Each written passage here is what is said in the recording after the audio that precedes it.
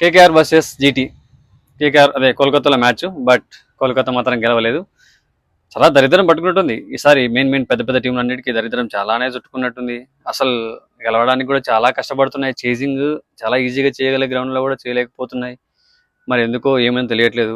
Kolkata team బాగాలేదా అంటే బాగుంది, కానీ గెలవట్లేదు.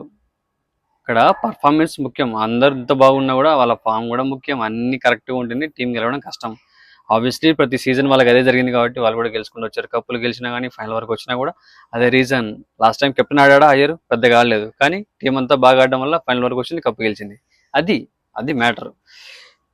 ఈసారి మాత్రం జీటీ చాలా లక్ కలిసి వచ్చిందని అనుకోవాలి. చాలా లక్ ఉంది వాళ్ళ సైడ్. ఓన్లీ టాప్ 3 బ్యాట్స్మెన్స్ ఆడుతున్నారు, మిగతా వాళ్ళు బౌలర్సే కనిపిస్తున్నారు. శుభ్మాన్ గిల్, సాయి సుదర్శన్, బట్లరు, అంతే. వీళ్ళు ముగ్గురే రఫ్ ఆడిచ్చేస్తున్నారు. అప్పుడప్పుడు ఇంకా మధ్య మధ్యలో అప్పుడప్పుడు వచ్చిన అదే గెస్ట్ అపీరెన్స్గా వచ్చే బౌలర్స్ కానీ బ్యాట్స్మెన్స్ కానీ వాళ్ళ పర్ఫార్మెన్స్ కూడా లైట్ చేసి వెళ్తున్నారు. కాకపోతే వీళ్ళు ముగ్గురు క్రియేట్ చేసిన ఆ ఇంపాక్ట్ చూసారా? ఆ ఇంపాక్ట్ అయితే అసలు ఇంకా వేరే లెవెల్. అందుకే జీటీ వాళ్ళ టాప్ పొజిషన్ ఉంది పాయింట్స్ టేబుల్లో. వరుసగా 8 మ్యాచ్లలో 6 మ్యాచ్లు గెలిచింది. It's not easy matter. Obviously టాప్లో ఉండడం తప్పే లేదు, కానీ టీం పెద్ద కనపడట్లేదు. అది బాధ. టీం కనపడట్లేదు కానీ పైన ఉంది. ఒక సైడ్ లక్, ఒక సైడ్ టాప్ ఆర్డర్, కంటిన్యూస్గా కన్సిస్టెన్సీ మెయింటైన్ చేయడము. మెయిన్లీ సాయి సుదర్శనం ఎక్కడ ఫెయిల్ అవ్వట్లేదు. ప్రతి మ్యాచ్ ఈజీగా హాఫ్ సెంచరీ కొట్టేస్తున్నాడు. ఇప్పటి వరకు ఆ 5 హాఫ్ సెంచరీలు కొట్టేశాడు ఈ సీజన్లో. అండ్ ఆరెంజ్ క్యాప్ కూడా తీసుకున్నాడు. అలాగే బౌలింగ్ కూడా వాళ్ళ టాప్ పర్ఫార్మెన్స్ ఉంది.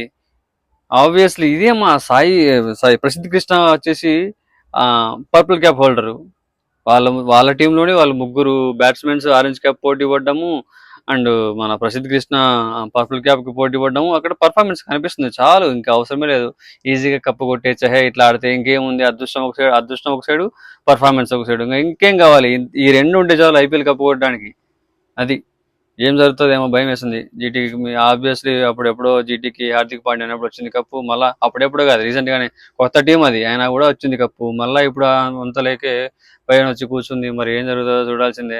మిగతా టీంలు కూడా ఉన్నాయి వెయిటింగ్లో. ఢిల్లీకి రాలేదు తరుగు, పంజాబ్కి రాలేదు, ఆర్సీబీకి రాలేదు. మెయిన్గా ఎన్నేళ్ళు దానికి రావాలి కప్పు.